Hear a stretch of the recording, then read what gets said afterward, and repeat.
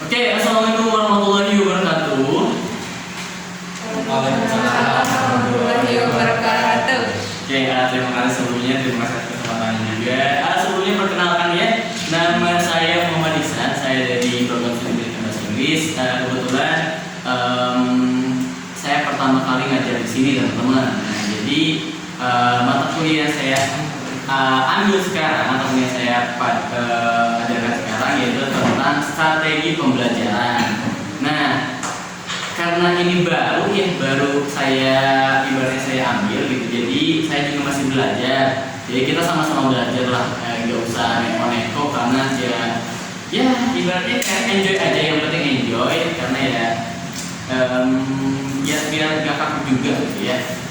Oke, itu terkait dengan mata kuliah hari ini, ya, yang dimana mata kuliahnya namanya strategi pembelajaran. Tapi sebelumnya perkenalan dulu, saya Muhammad Ihsan.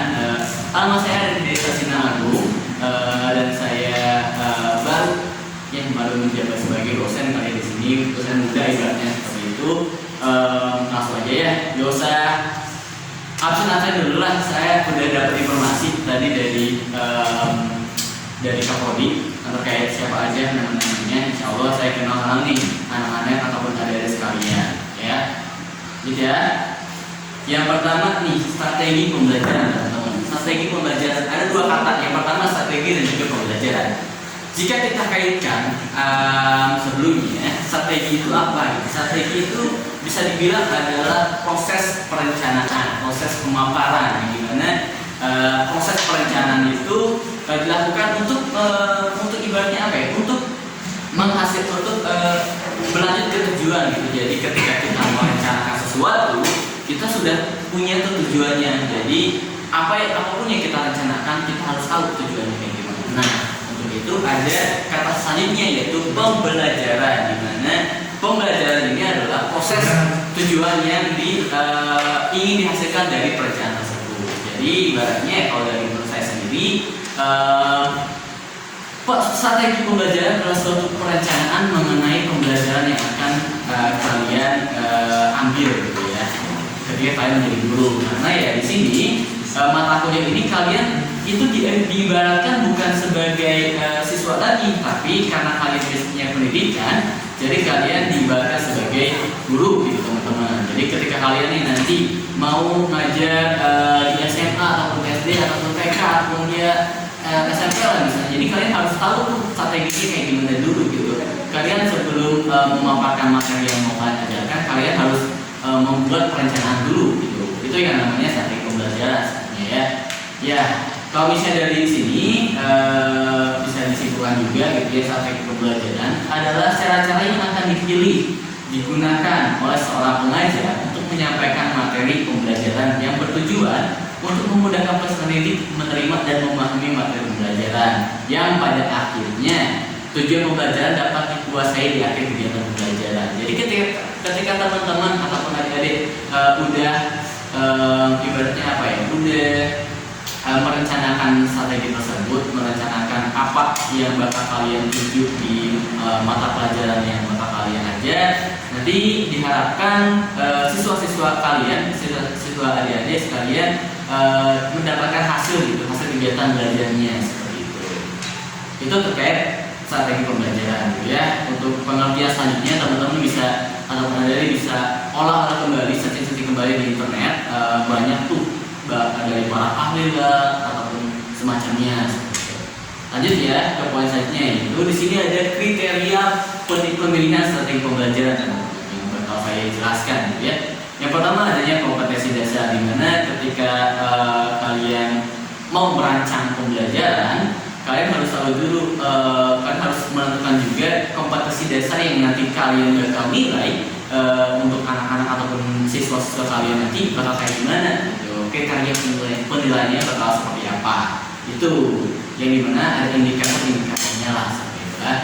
Untuk selanjutnya yaitu poin materi pembelajaran teman-teman. Nah, materi pembelajaran ini sangat sangat penting gitu ya, karena ya strategi pembelajaran ya kalian harus punya dulu materi pembelajarannya gitu. Kalian harus tahu dan kalian harus menguasai materi pembelajaran yang bakal kalian berikan ke siswa-siswa kalian. Nah, selanjutnya ada juga karakteristik pembelajar. Jadi kalian juga harus tahu tuh ketika kalian merancang pembelajaran, merancang strategi pembelajaran, kalian juga harus bisa mengetahui karakteristik siswa-siswa kalian nanti teman-teman, karena ya di dalam strategi pembelajaran gitu ya, penentuannya bukan hanya sekedar dalam mata pelajaran saja, tapi kalian juga harus menentukan meminimalisir karakteristik yang kalian dapatkan gitu ya di ketika kalian mengajar nanti, karena kan bisa kita ketahui gitu ya, ketika kalian mengajar ataupun semacamnya, kalian bakal menemui murid A, murid B, murid C yang bakal bermacam-macam karakteristiknya gitu. Itu terkait dengan karakteristik pembelajar.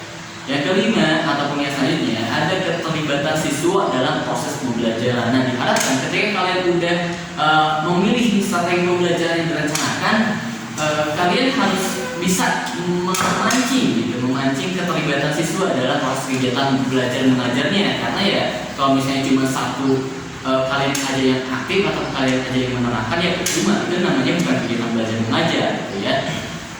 Jadi kegiatan belajar mengajar ya harus ada interaksi satu sama lain itu terkait dengan keterlibatan siswa gitu ya.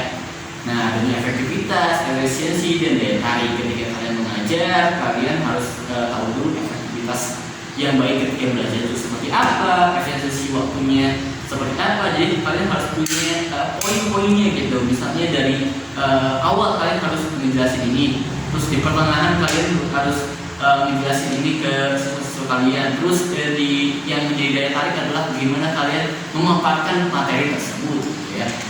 Nah, itu terkait dengan efektivitas atau efisiensi dan juga daya tarik gitu, dalam pemilihan strategi pembelajaran. Terus ada juga nih kemampuan guru dan masa. Ini penting banget teman-teman. Jadi ketika kalian menjadi guru, kemampuan guru sangat penting gitu. Karena ya kalau misalnya kalian tidak bisa ataupun kalian tidak mampu menguasai strategi kalian ataupun strategi mengajar kalian tidak bisa tuh memunculkan yang namanya keterlibatan siswa dalam proses kegiatan belajar mengajar. Karena baik lagi kalau misalnya kita ingin siswa ikut serta dalam proses kegiatan belajar mengajar, dari kitanya dulu kita harus bisa membantu para siswa untuk masuk ke ranah pendidikan yang bakal kita berikan gitu. Itu ya terkait dengan kriteria pemilihan strategi pembelajaran. Nah, lanjut nih, ada yang namanya ada 4 nih. Saya punya 4 strategi dasar dalam belajar mengajar. Yang pertama, mengidentifikasi serta menetapkan spesifikasi yang mana kualifikasi perubahannya itu dapat memunculkan tingkah laku dan juga kepribadian anak didik sebagaimana yang diharapkan. Jadi ketika kalian sudah mengajar gitu ya, diharapkan ada hasilnya, ada hasil kegiatan belajar mengajarnya, dimana entah itu dari hasil pengetahuannya, hasil dari tingkah laku kepribadiannya ketika kalian mengajar itu seperti apa gitu. Apakah ada perubahan kan ketika dari awal pertemuan sampai akhir pertemuan, itu kalian harus bisa menilai. Yang kedua, adanya sistem pendekatan belajar mengajar berdasarkan aspirasi dan pandangan hidup masyarakat. Nah, jadi maksudnya adalah ketika kita mau mengajar, kita harus tahu dulu seluk-beluknya nih. Ini anak sosialnya kayak gimana, ini anak pribadinya seperti apa gitu. Apa yang bakal kita tarik biar anak-anak siswa kita itu ibaratnya tertarik gitu kepada kegiatan belajar kita gitu ya. Itu ya. Nah, dimana itu sangat berpengaruh besar terhadap penilaian sosial gitu. Makanya kita harus tahu tuh karakteristik ya yang ketika kita mengajar, karakteristik siswa gitu.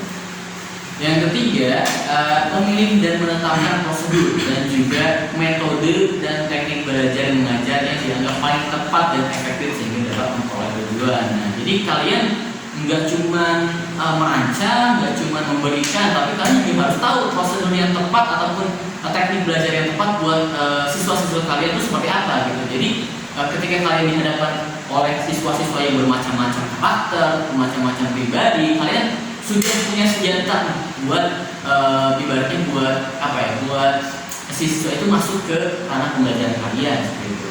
Nah, nantinya ketika kalian sudah menguasai itu, baru proses hasil tujuan pengajaran ataupun belajar mengajarnya bisa pemerintah, gitu ya.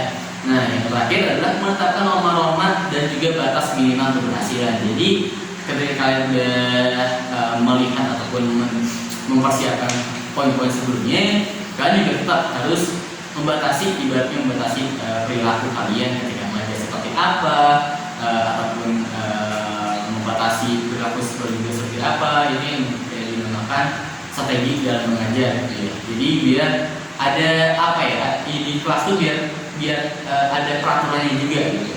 Itu ya terkait dengan 4 strategi dasar dalam belajar mengajar, teman-teman, yang berkaitan banget dengan strategi pembelajaran.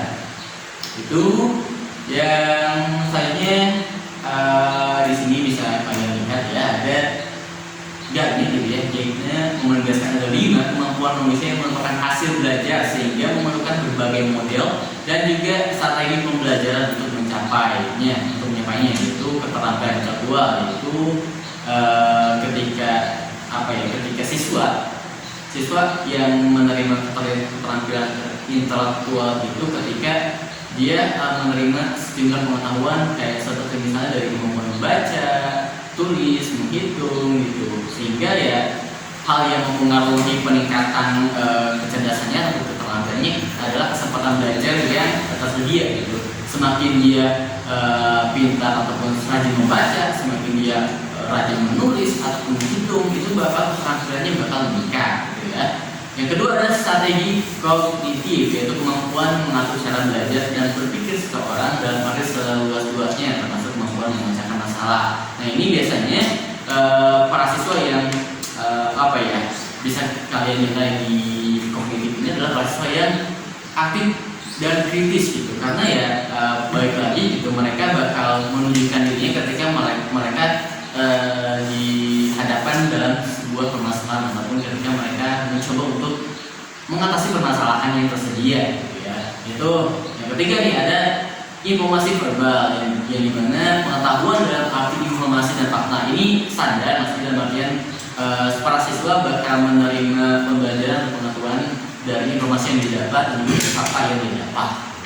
Terus ada juga keterampilan motorik, teman-teman, yaitu kemampuan dalam bentuk keterampilan membuat sesuatu atau keterampilan gerak. Nah, jadi kadang-kadang kita suka kadang-kadang ada orang atau ada siswa yang ini kalau bisa digerakin dulu ataupun dicontohin dulu pasti bisa nih. Nah, itu contohnya keterampilan motorik gitu. Jadi nggak cuma kita ngomong aja, jadi kita juga harus bisa memberikan contoh dalam hal gerak ataupun ke siswa, biar orang yang ataupun siswa yang mempunyai keterampilan motor itu bisa mengerti apa yang kita berikan atau apa yang kita jelaskan, seperti itu.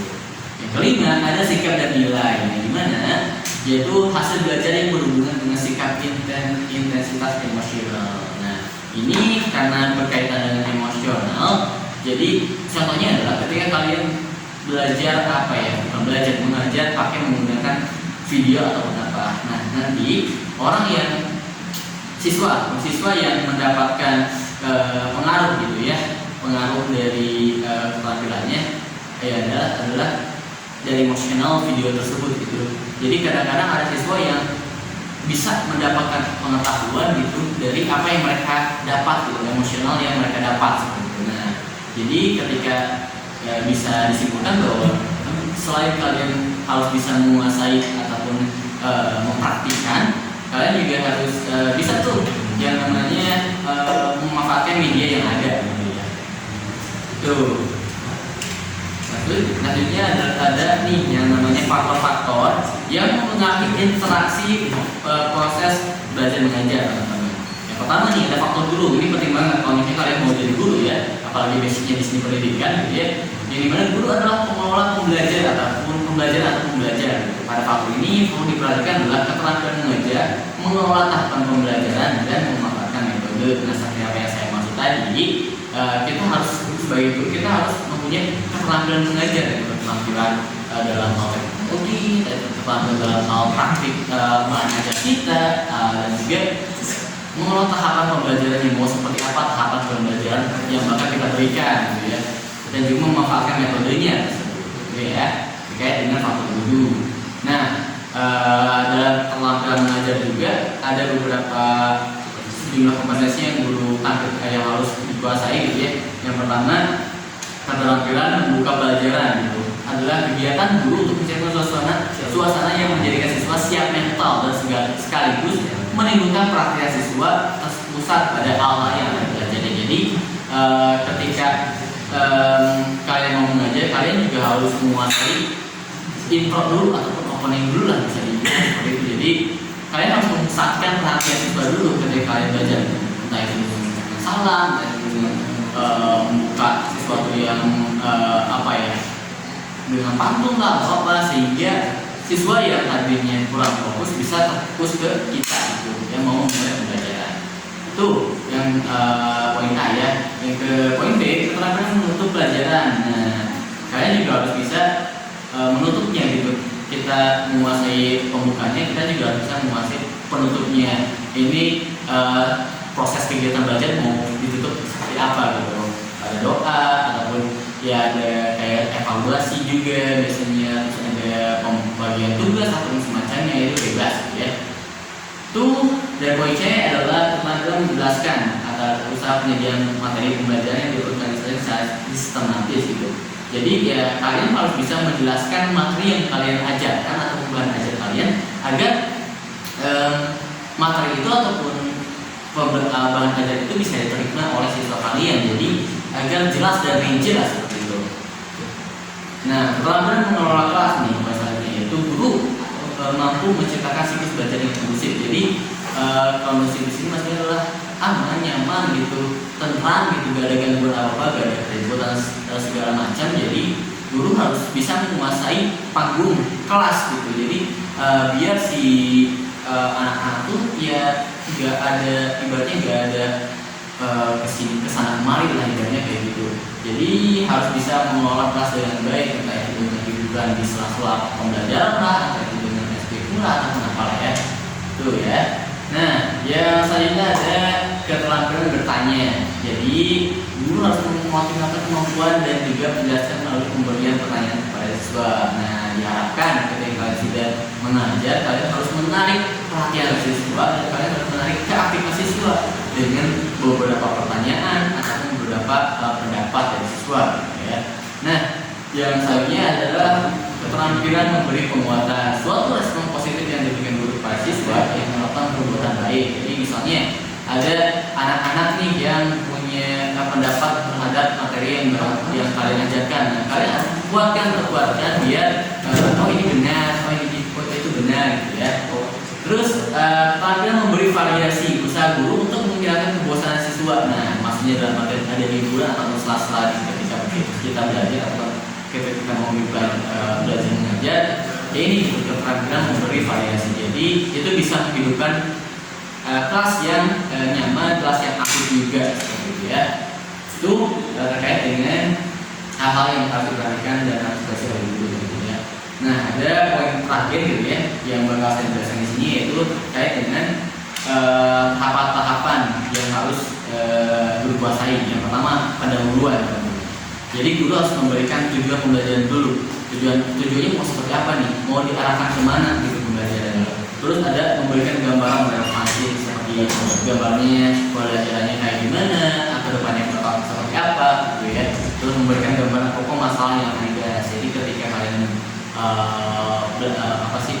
memimpin pelajaran atau memimpin belajar mengajar, ada pokok masalah yang akan dibahas. Nah, contohnya adalah pertanyaan ataupun sesi tanya jawab tadi dengan siswa. Terus adanya gambaran kegiatan yang akan dilakukan. Jadi contohnya adalah ketika kita mempraktekkan nih ataupun mempraktekkan hal yang berhubungan dengan materi yang kita ajarkan, itu juga termasuk pada gambaran kegiatan yang dilakukan ya. Terus memberikan penilaian pendahuluan dari apresiasi. Akhirnya poin kedua yaitu intinya gitu ya, yaitu menjelaskan materi disertai contoh. Jadi kita nggak cuma hanya menjelaskan materi membaca, jadi guru harus bisa memberikan contoh gitu. Guru harus bisa memberikan contoh yang memang benar-benar relevan banget, yang sesuai pipeline. Terus memberikan kesempatan kepada murid terlibat secara aktif. Jadi, nah kalau ada tanya jawab ataupun ada adu argumen, berilah kepada siswa. Tapi tetap kita harus kelola kelas kita gitu, agar tidak ada keributan. Adanya penguatan dari dijelaskan, terus mengorganisir waktu siswa dan fasilitas belajar. Jadi kita memanfaatkan waktu kita, memanfaatkan siswa siswa yang sedang belajar kita dan fasilitas yang akan digunakan ketika belajar agar ya bisa ibaratnya bisa saling menguatkan di lingkungan tersebut. Itu ya. Nah, yang terakhir adalah penutup, yaitu menyebutkan materi pembelajaran, melaksanakan penilaian dan juga tindak lanjutnya seperti apa nanti ke depannya kalau mau pertemuan selanjutnya ya. Itu terkait tahapan-tahapan yang harus dilakukan oleh para guru gitu.